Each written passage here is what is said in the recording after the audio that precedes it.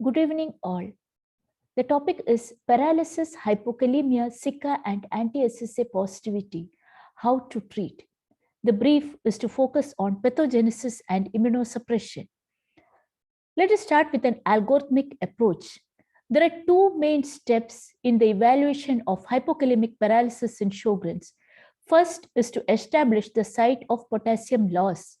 Renal potassium wasting can be established by measuring urinary potassium and estimating TTKG.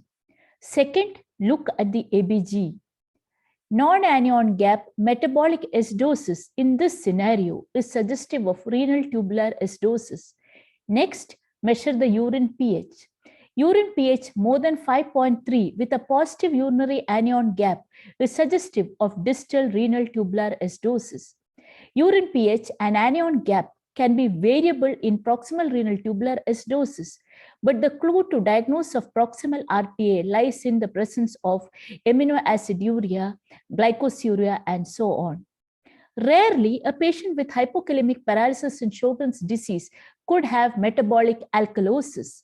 In this patient, if urine chloride is elevated, we should consider the diagnosis of Gitelman and Barter's syndrome. However, these entities are very rare in the context of Sjogren's disease, so for the remainder part of the talk, the focus would be on renal tubular acidosis.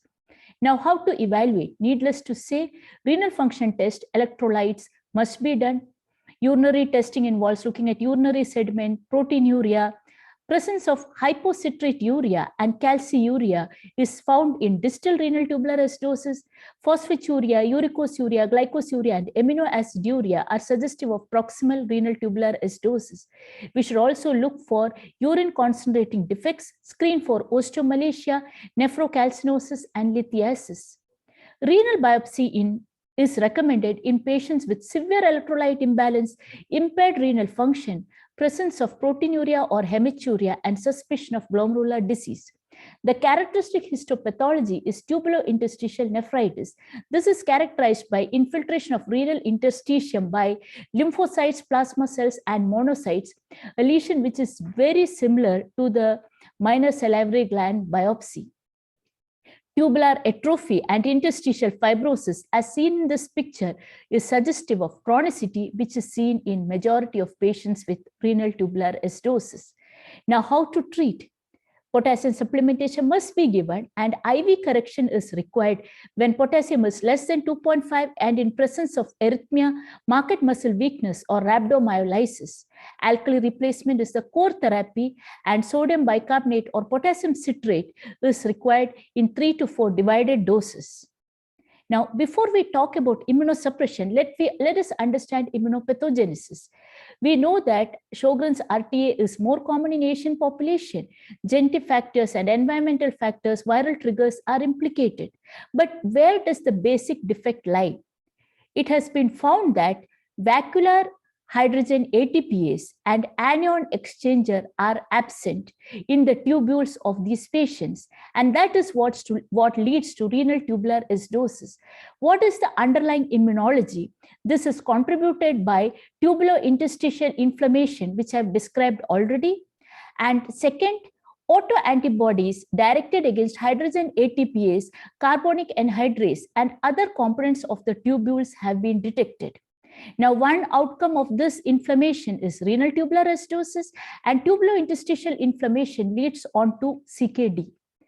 From this immunopathogenesis, it is reasonable to expect that immunosuppression could prevent progression of CKD and could lead to resolution of RTA. And because the inflammation appears to be driven by B cells, targeting B cells would be important. However, there is a strong group which says that this is a periepithelial disease, which is a slow and insidious disease, and hence immunosuppression may not be beneficial. Immunosuppression in the context of Sjogren's has been conventionally reserved for extraepithelial disease, examples of which are glomerulonephritis and vasculitis, where aggressive immunosuppression is warranted.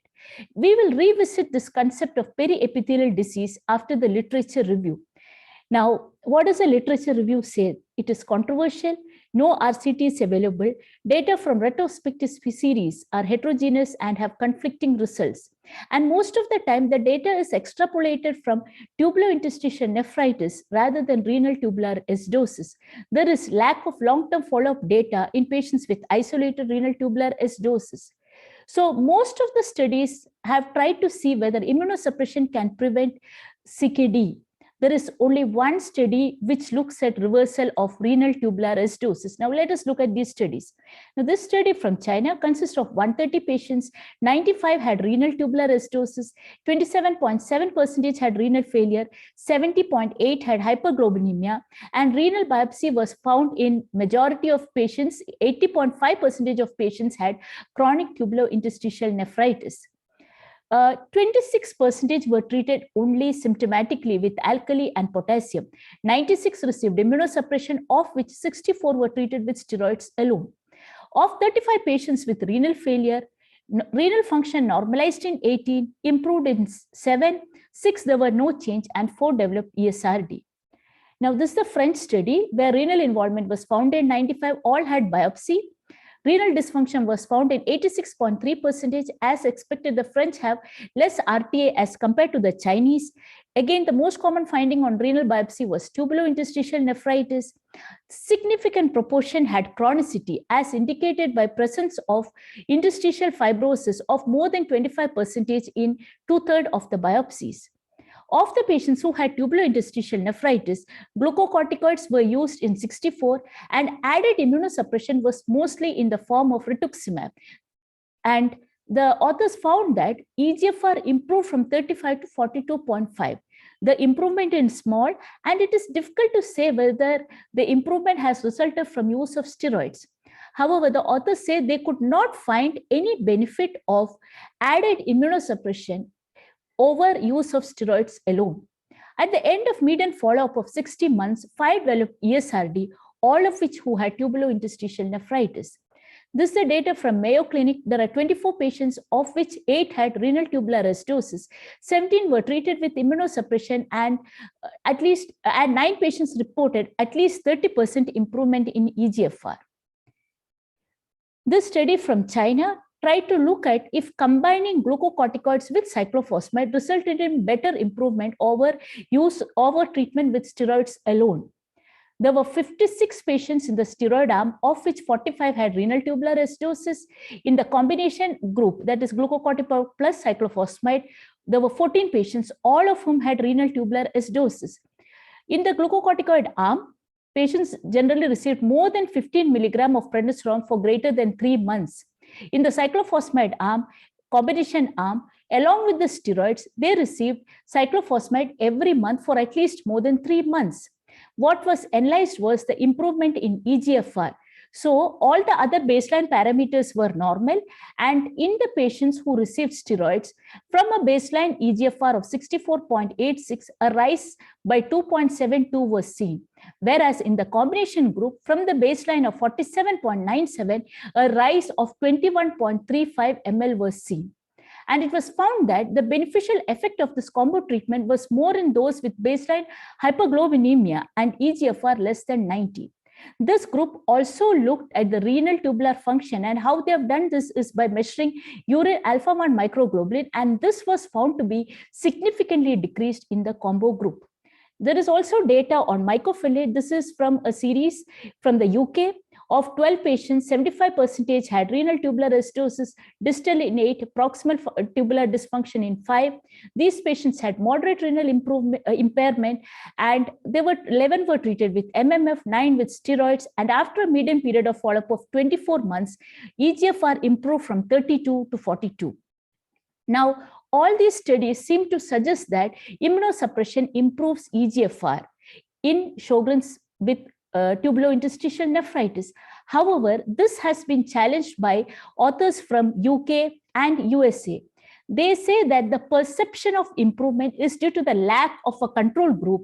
And when they had looked at their control group who did not receive steroids in the UK and who did not receive any added immunosuppression in US, they found that the EGFR gain happened irrespective of treatment with immunosuppression. Now, all these studies look at EGFR as the outcome. Let us look at the case report where resolution of RTA has been described. So this is the only case report where complete resolution has been described. This is a 51-year-old lady from Austria. She had 15 years of Zika symptoms, intractable Struve calculi, and 2 episodes of hypokalemic paralysis. She had severe acidosis with a pH of 7.21, life-threatening hypokalemia of 1.6. So at baseline, she had an EGFR of 46. She was treated with steroids, no improvement. Azathioprine was added, no improvement.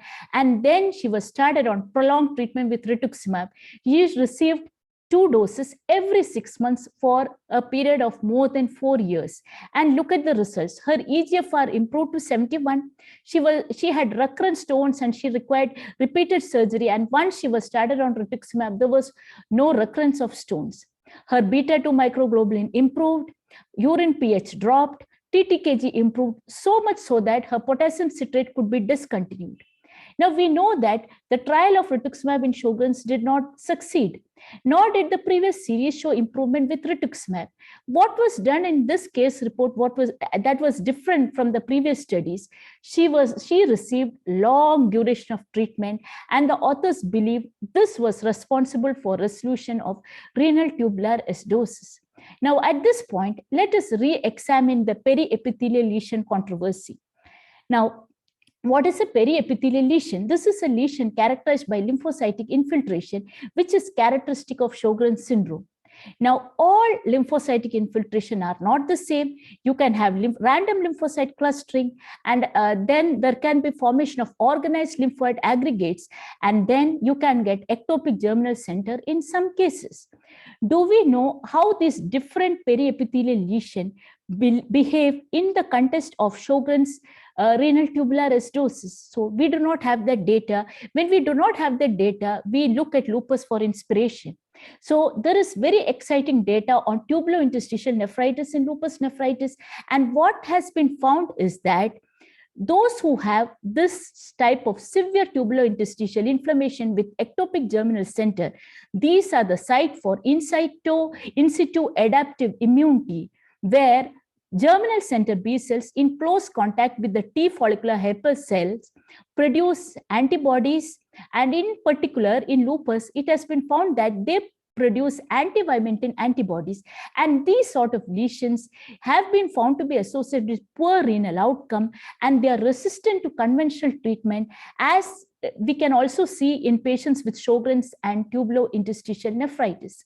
Now, do we know how this lymphocytic infiltrates or this periepithelial lesion behaves while immunosuppression is given? We do not have data from the renal tissue, but let us see the minor salivary gland tissue in this study.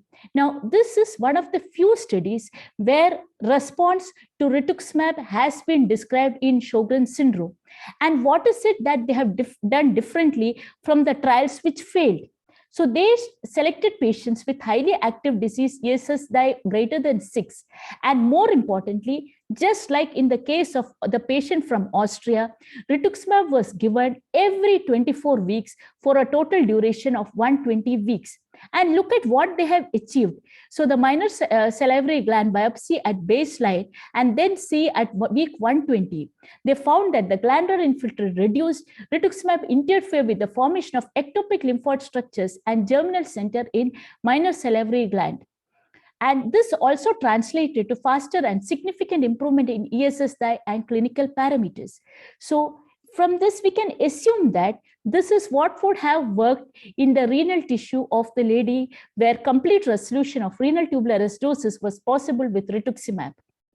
Now, we have better news now, because last month in ACR 2021, sequential belimumab and rituximab has been found to decrease the minor salivary gland resident B cell, something which was not achieved by using belimumab and rituximab in isolation.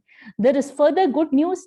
Ianalumab, which is an anti-BAFF receptor, has succeeded in Sjogren's syndrome in a phase 2b trial. So let us hope that in the near future, with this B cell depletion, we can achieve fast reversal of renal tubular acidosis and CKD can be prevented.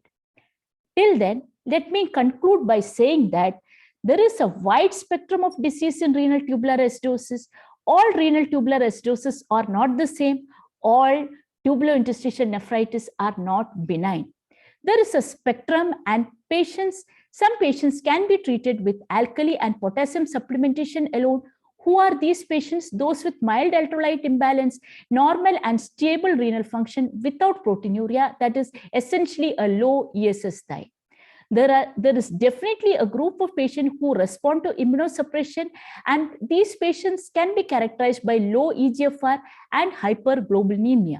Probably we need to treat patients for a longer duration, and B-cell depletion therapy could be the choice of immunosuppression. Let me stop there. Thank you for your patient listening.